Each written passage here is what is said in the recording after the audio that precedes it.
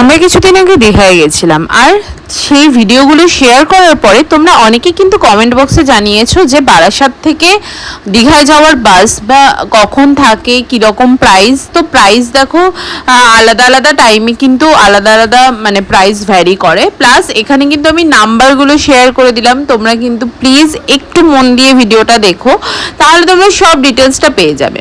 তো আমরা যথারীতি সকালবেলা চলে গেছিলাম বাস ধরার জন্য চাপাডালিতে। চাপাডালি থেকে আমার বাবা মা উঠেছিল, বাবা মা বোন, আর আমরা উঠেছিলাম ডাকবাংলা মোড় থেকে। চাপাডালি থেকে আগের দিন গিয়ে টিকিটটা কেটেছিলাম। তোমরা 2-3 দিন আগে যেও, তাহলে কিন্তু এসি বাস সব রকম বাসের অপশনস পেয়ে যাবে, আর প্রচুর বাস থাকে। তোমরা কিন্তু আরামসে আগের দিন গেলেও টিকিট পেয়ে যাবে আমাদের মতো। টিকিট ভাড়া কত নিয়েছিল আমার ঠিক মনে পড়ছে না, বাট আমাদের 6 জনের খুব রিজনেবল প্রাইসেই আমরা অ্যাপ্রক্স পার হেড 200-র মধ্যেই ছিল। তারপরে আমরা চলে গেলাম, গিয়ে কিন্তু আমরা রুম বুক করেছিলাম, হোটেল অনেকগুলো দেখে দেন বুক করেছিলাম। তোমরা একটু অফ সিজনে যাওয়ার চেষ্টা করো, সিজনে গেলে অবশ্যই দামটা বেশি থাকে আর হোটেল পাওয়ার চান্স খুব কম থাকে। আর সিজনে যেতে হলে কিন্তু তোমরা বাসের টিকিট বা ট্রেনের টিকিট আগে থেকে কেটে নিও। আমরা কিন্তু গিয়েই সব কিছু করেছিলাম, মানে ফেরার টিকিটটাও আমরা গিয়েই করেছিলাম, সেটাও আমি লাস্টে বলে দেবো কিভাবে কত কি পড়েছিল। আমাদের রুম রেন্ট কিন্তু পড়েছিল অ্যাপ্রক্স তোমার 1000-এর মধ্যে, পার রুম 1000-এর মধ্যে পড়েছিল। আমরা নন এসি নিয়েছিলাম, তাই 1000-এর মধ্যেই আমরা পেয়ে গেছিলাম। আর আমরা রোজানা বলে একটা হোটেলে ছিলাম, যেটা নিউ দীঘাতে সি সাইড হোটেল না, বাট সাইড সি সাইড বলতে পারো তোমরা, মানে সাইড থেকে দেখা যাচ্ছিল। আমাদের যে রুমটা ছিল বা আমার বাবা মা শ্বশুরের যে রুমটা ছিল, সে তার পাশের জানলা থেকে বা ব্যালকনি থেকে একদম সমুদ্রটা জাস্ট কর্নার থেকে দেখা যাচ্ছিল। কিন্তু আমাদের তো সেরকম কোনো প্রয়োজন ছিল না, তাই জন্য আমরা সি সাইড নিইনি। বিকজ আমরা হোটেলে কতক্ষণ থাকবো তোমরাই বলো, হোটেলে তো কেউই আমরা বেশিক্ষণ থাকি না।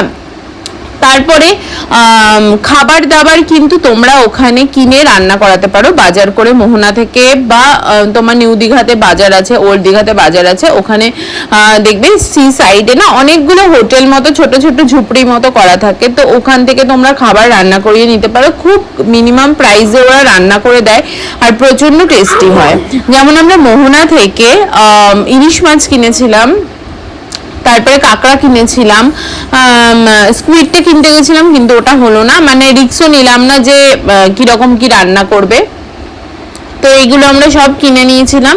আর মোহনা যাওয়ার জন্য ওখানে তোমাদের 50 টাকা করে পার হেড ভাড়া পড়বে, ঠিক আছে। সকালবেলা তোমরা আরেকটু সকালে যাবে, আমরা বেশি সকালে যেতে পারিনি বিকজ আমাদের সাথে ছোট বাচ্চা ছিল, আর আমরা ওখানে রিল্যাক্স করতে গেছিলাম, যার জন্য ওখান থেকে আমরা বেশি ভোরে যাইনি মোহনাতে।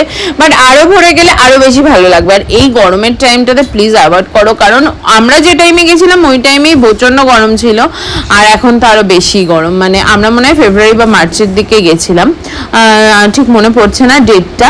আর তোমরা একটু সিজনটা অ্যাভয়েড করে যেও, কারণ আমরাও কিন্তু সিজনটা অ্যাভয়েড করে গেছি এবং এর পরেও আমরা সিজন অ্যাভয়েড করেই যাবো। আর হ্যাঁ, ওখানে গিয়ে ডাব খেয়ে তোমাদের খুব শান্তি হবে, মানে ওখানে ডাবের প্রাইস এত কম, আমাদের এখান থেকে হাফ দাম। আর আমি এই যে হোটেলের তোমাদের একটা ভিউ দেখিয়ে দিচ্ছি, এই যে কর্নার থেকে এই সি ভিউ, ঠিক আছে, এইটুকুই। কিন্তু হোটেলটা ভীষণ ভালো, হোটেলের মানুষগুলোও খুব ভালো, আমাদের খুব ভালো সার্ভিস দিয়েছে, প্রচন্ড পরিষ্কার, মানে প্রচন্ড পরিষ্কার পরিচ্ছন্ন। তো তোমরা যদি কেউ গিয়ে এই হোটেলে থাকতে চাও অবশ্যই গিয়ে থাকতে পারো। এটা কোনো প্রমোশন ভিডিও আমি করছি না, আমার ওদের সার্ভিস ভালো লেগেছে, তাই আমার ইউটিউব ফ্যামিলির সাথে আমি এটা জানাচ্ছি, বা ফেসবুক ফ্যামিলিকে আমি এটা শেয়ার করছি।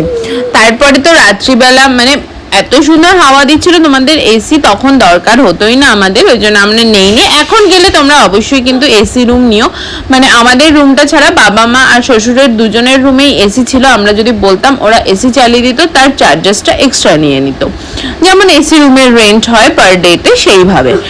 আর আমরা প্রচন্ড মজা করেছি, ঘর প্রচন্ড খোলামেলা ছিল, বাচ্চাদের নিয়ে গিয়ে তোমরা আরামসে এখানে থাকতে পারবে, মানে প্রচন্ড ভালো, ভীষণ ভালো। আর লিফটের ব্যবস্থা আছে, হ্যাঁ অবশ্যই তুমি স্নান করে ভিজে জামা কাপড়ে লিফটে উঠতে পারবে না, ওরা সেটা আগের থেকেই এটা বলে দেবে তোমাদেরকে। আর এই রোজানার আশেপাশে অনেক কটাই হোটেল আছে যেগুলোতে আমরা খুঁজেছিলাম, কিন্তু আমাদের রুমগুলো সেই রকম মনে মনের মতো হয়নি, আসলে এইটা দেখে নিয়েছি প্রথমে, ওই জন্য ওগুলো আর পছন্দ হয়নি। তারপরে আমরা যেদিন ফিরবো তার আগের দিন কিন্তু প্ল্যাটফর্মে গিয়ে একদম 9টার মধ্যে গিয়ে লাইন দিয়ে, যেদিন আমরা মোহনায় গেছিলাম সেদিনকার লাইন দিয়ে প্ল্যাটফর্মে গিয়ে দেন টিকিট কেটে এসছি। হাওড়া অবধি আমাদের টিকিট ছিল, এটাই খুব খারাপ করেছে যে আমাদের সাঁতরাগাছিতে নামিয়ে দিয়েছে। দেন আমরা সাঁতরাগাছি থেকে ইয়াত্রা সাথী করে 600 সামথিং নিয়েছিল, এখানে রেন্টটা আমি বলে দিলাম, তোমরা কিন্তু ওইভাবে আসতে পারো।